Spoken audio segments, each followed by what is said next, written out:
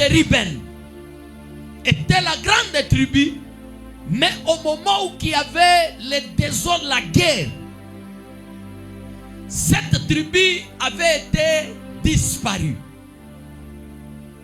Et quand la tribu avait été disparue, et c'est comme ça que après un certain temps, qu'on viendra voir de cette tribu sortira des grands hommes de Dieu, de grands serviteurs de Dieu. Quelqu'un peut me dire amen? Alors je commence à voir la malédiction qui agissait, mais quelque part la bénédiction commence à sortir. Comment?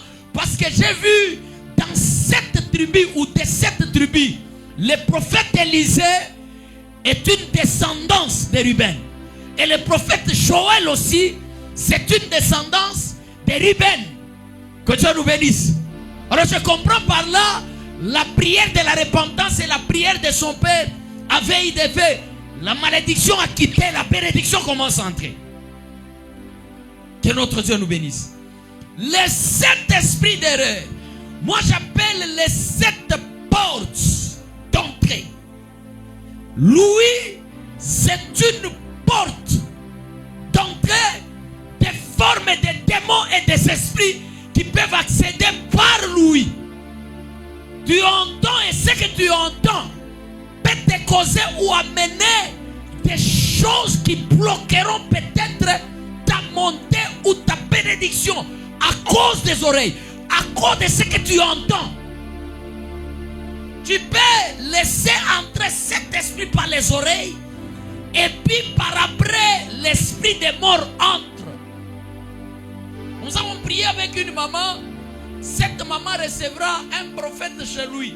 Et ce prophète lui dit que cette église n'a pas Dieu. Tu dois quitter.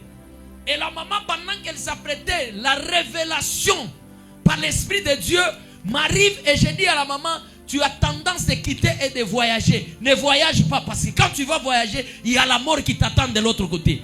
Cette maman a fait la bouche d'oreille et n'a pas pu entendre ce que je lui ai dit. Elle a considéré pour ce que le prophète avait dit. Quand elle était partie à Kine, la maman était morte. Lui peut-être la porte d'entrée. Pas seulement peut-être, mais c'est une porte d'entrée.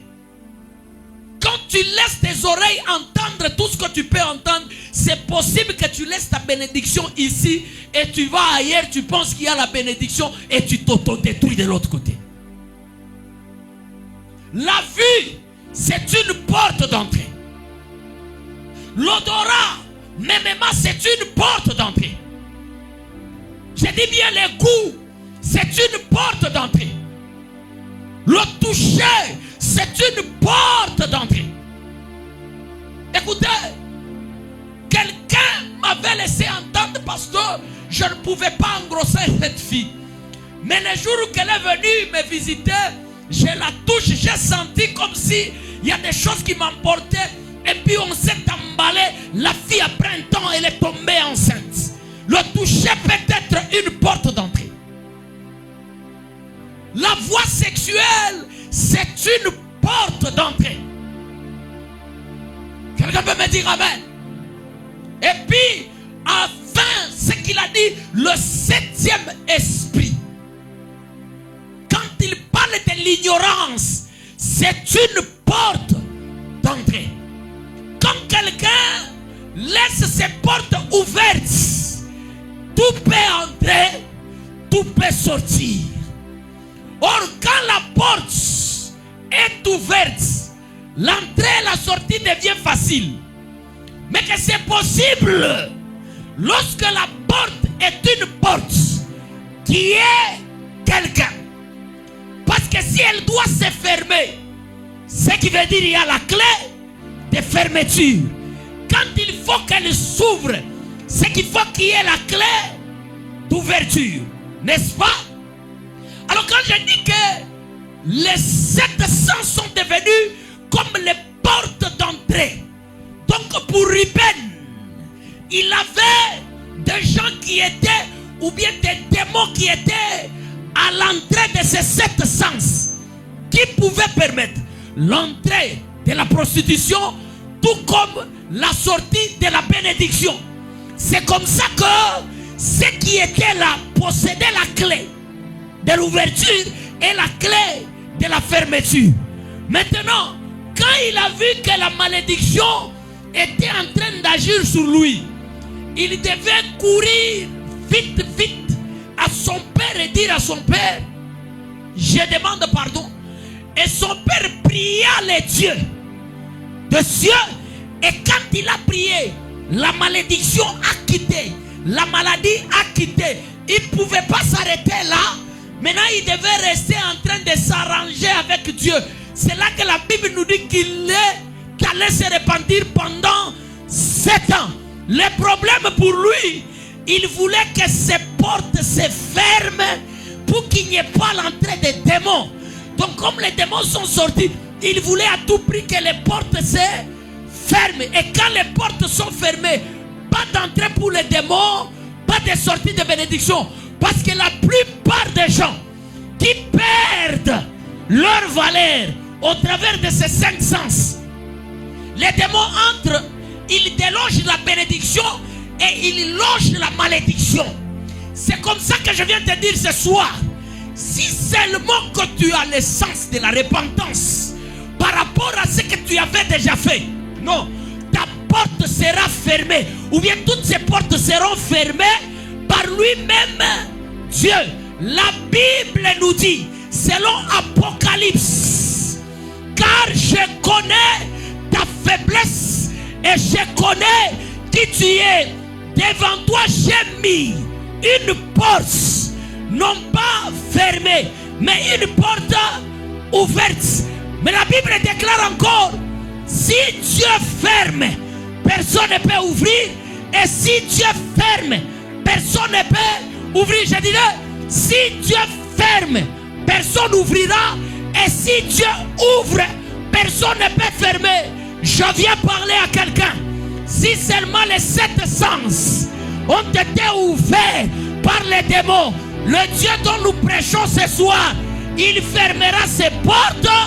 Aucun démon n'entrera et aucune bénédiction de ta vie ne sortira. C'est comme ça que je te dis, ignore ce qui s'était passé l'année passée. Oublie ce qui s'était passé l'année passée. Mais aujourd'hui, c'est une autre année. C'est un autre jour.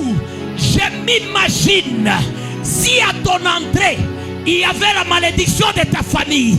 Si à ton entrée, il y avait la malédiction de ton quartier. Mais pendant que je parle, Dieu est à la porte.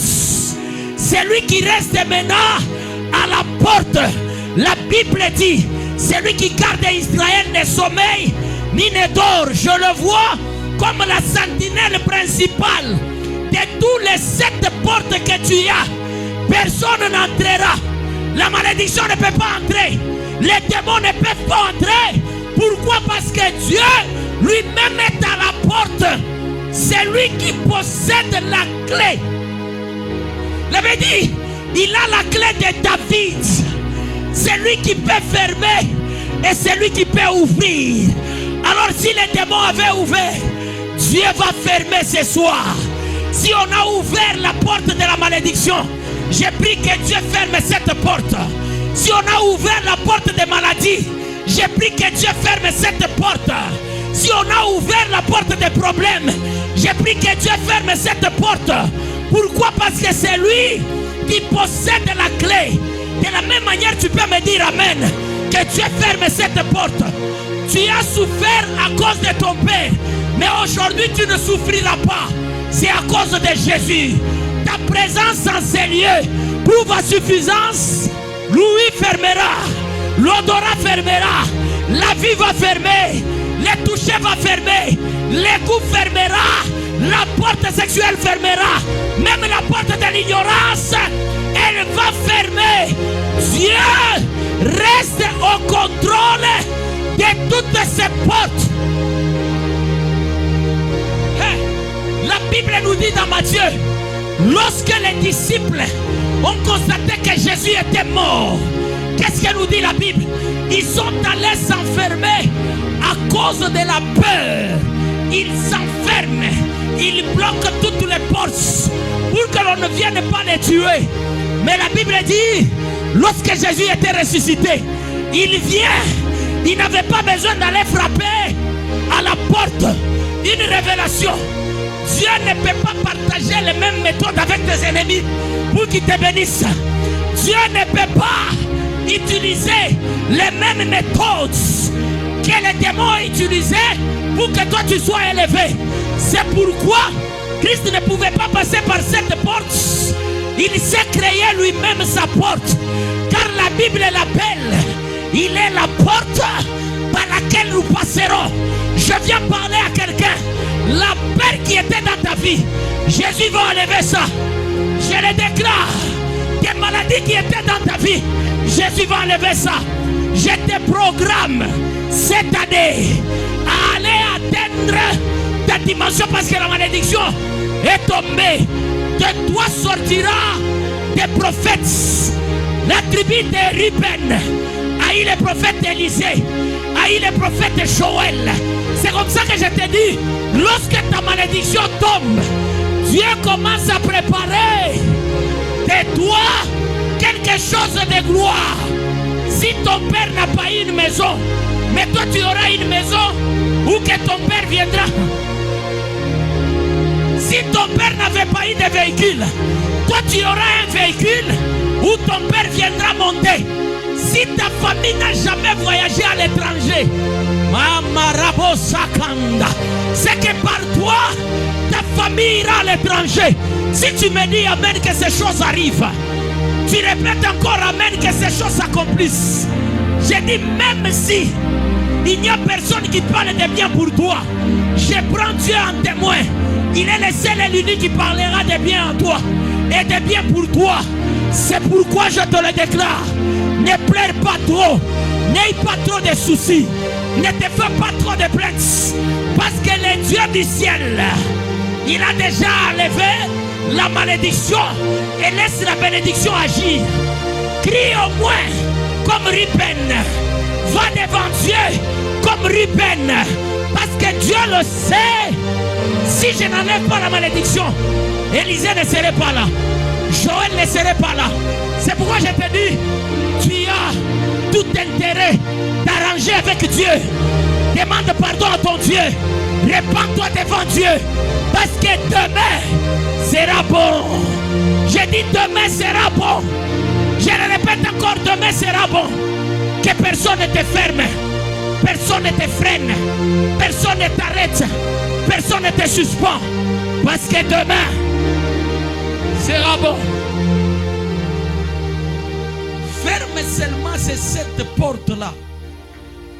C'est tout ce que moi je peux te demander. Ferme ces 7 portes. Si peut-être parmi les 7 portes, il y en a peut-être une qui est encore ouverte, ferme ça. Quelqu'un peut me dire amen. Ferme cette porte. L'autorité, tu l'as. La puissance, tu l'as. Mais ce qui te reste, c'est qu'il faut fermer. Amen. Qu'est-ce que nous dit Apocalypse? Est-ce que tu peux nous lire ça? Qu'est-ce que nous dit Apocalypse? Apocalypse chapitre 3. Attends. Apocalypse chapitre 3. Le Bible dit ceci. My God. My God. La Bible dit ceci. Dans le 7e verset. Écrit à l'ange de l'église Sion. Voici ce que dit le saint, le véritable, celui qui a la clé de David. Celui qui ouvre et personne ne fermera. Celui qui ferme et personne n'ouvrira. Écoutez dans le 8e verset. Je connais tes œuvres. Voici, parce que tu as peu de puissance et que tu as gardé ma parole. Le fait que tu as peu de puissance, mais garder la parole de Dieu devient autre chose. La Bible dit, et que tu n'as pas renié mon nom. J'ai mis devant toi une porte ouverte. Donne-moi un amen. Que personne ne peut fermer. Tu as peu de puissance, mais tu as gardé la parole de Dieu. Il dit, je viens de placer devant toi une porte ouverte qu'aucune personne, je lance un défi, aucune personne ne fermera la porte de ta bénédiction. Même pour moi, le pasteur, je ne fermerai pas la porte de ta bénédiction. J'ai dit, aucune personne, aucun humain, aucun esprit ne fermera ta porte, parce que Dieu l'a déjà ouvert. Mukono wa Mungu ni ya kiuma. Kama shakufungula hakuna mtu anafungaka. Sababu wale wanataka kufunga maisha yako, babumbane naye. Wale wanataka bloquer vie yako, bakutane naye. Donne-moi un amen que Dieu le travaille.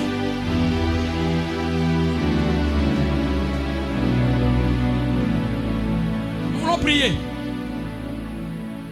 Notre prière, c'est que tu dois déclarer que tout celui qui est à ma porte sans mon autorisation, à Wakemoto, à Talouke, à Toke, tout celui qui se pointe à ma porte, tu devais voyager il y a longtemps. Tu devais te retrouver en Tanzanie, Congo, il y a longtemps. Mais il y a quelqu'un qui est à ta porte. Il y a quelqu'un qui est à ta porte là. C'est lui qui détient la clé. Et puis il s'est dit, je n'ouvrirai pas. Mais ce soir, nous allons les forcer à ouvrir la porte. Et que Dieu la laisse ouverte. Nous allons les forcer ce soir. Akwe nani. Ache mulango wa maisha koaji. Ache mulango wa mafere koaji. Ache mulango ya kazi yako waji. Ache mulango wa sante yako waji. Atoke pale. Ula rikutaya tu na ula rokombanisha we. Abumbane na mwenye mulango. Paka vilo shakikala. Commence à claquer les mains et dire que ma porte de bénédiction doit rester ouverte. Entrons dans la prière.